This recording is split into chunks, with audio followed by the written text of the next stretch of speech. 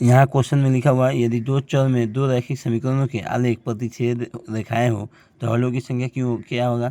हाँ, जब जो दो रेखाएं का ग्राफिक निरूपण प्रतिच्छेद होता है तो उसका बीजगणितीय निरूपण क्या होता है, अद्वितीय हल होता है। यह भी याद करने वाला है, अद्वितीय हल होता है। यहाँ फिर क्वेश्चन नंबर 8 में बोल रहा है ना कि यदि 3x - 5y बराबर 0 तथा 9x + 5 15y बराबर 0 है तो x और y का मान ज्ञात करें, है ना। x और y का मान ज्ञात करें, तो ये दोनों को हम हल किए हैं तो a1/a2 निकालें तो 3/9 आएगा बराबर 1/3 और b1/b2 निकालें तो -5/15 कटा के क्या आ जाएगा -1/3 आ जाएगा और c1/c2 बराबर 0/∞ बच जाएगा। मतलब दो को बराबर एक को बराबर नहीं है तो लिख देंगे कोई हल नहीं होगा। इसका क्या होगा, कोई हल नहीं होगा।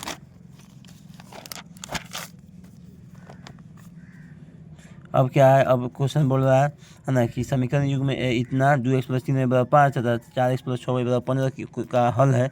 तो हल है तो इसके लिए हम क्या करेंगे ना, इसको इसको इसको विलोपन विधि से हम हल कर देंगे।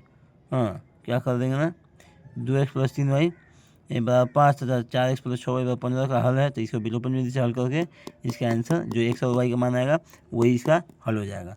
फिर यहाँ क्या 10 नंबर क्वेश्चन बोल रहा है यदि समीकरण x - 2y = 3 तथा 3x + ky = 1 का एक अद्वितीय हल है, मतलब ये दोनों समीकरण का अद्वितीय हल है तो k का मान ज्ञात कीजिए। तो इसके लिए हम क्या लिखेंगे, x - 2y = 3 और 3x + ky = 1 तो लिखेंगे तुलना करने पर। हाँ, ये दोनों क्या है, अद्वितीय हल है तो अद्वितीय हल के लिए क्या होता है ना, a1/a2। यहाँ क्वेश्चन नंबर 11 है कि यदि यदि रैखिक समीकरण का युग्म संगत है तो उसे निरूपित करने वाली रेखाएं क्या होगा।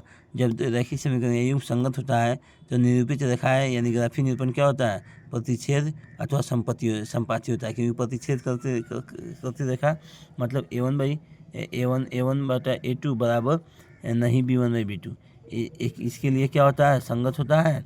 और फिर एक इसके लिए संगत होता है a1/a2 बराबर b1/b2 बराबर c1/c2, इसके लिए संगत होता है। ये दोनों के लिए संगत होता है और दोनों के लिए संगत होता है तो दोनों के लिए क्या होगा, संगत होता है तो ये प्रतिच्छेदी है और ये संपाती है। तो यहाँ डी नंबर ऑप्शन हो जाएगा। तीसरा नंबर 12 नंबर क्वेश्चन है यदि इतना और इतना के हल है, मतलब ये दोनों को हम क्या करेंगे, विलोपन विधि से हल करके x और y का मान निकाल लेंगे। यहाँ क्वेश्चन दिया के किस मान के लिए समीकरण निकाय 4x + ky = 6y comma 2x - 4y = 3 के अनगिनत हल होंगे। मतलब ये दोनों समीकरण का बोल रहा है कि अनगिनत हल होगा, लेकिन के का मान क्या रखें कि दोनों का अनगिनत हल होगा।